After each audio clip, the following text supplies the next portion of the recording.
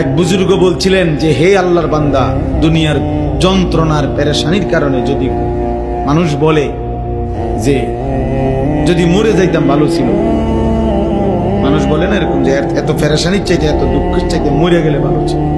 মহিলারা বেশি বলে, মহিলারা একবারে 19 থেকে 19.5 হইলে তা আমার মরণ আইয়ে না কা, আমি মরি না কা, আমার উপরে ঠান্ডা পড়ে না কা, আমার উপরে খোদার গজব পড়ে না কা, বেডির গজব বেডি নিজেই দেয়।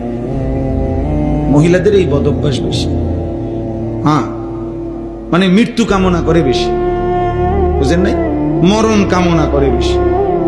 তাহলে ওই আল্লাহর ওলি বলছেন যে হে আল্লাহর বান্দা, দুনিয়ার পেরেশানি থেকে তো তুমি মনে মনে কামনা করিলা যে যদি মরে যাইতাম, পেরেশানি মুক্ত হইতাম। তিনি বলছেন হে আল্লাহর বান্দা, যদি কবরে গিয়ে কবরের আযাব শুরু হয়, তখন তুমি ওই আযাব থেকে বাঁচবার জন্য এবার কি চাইবে?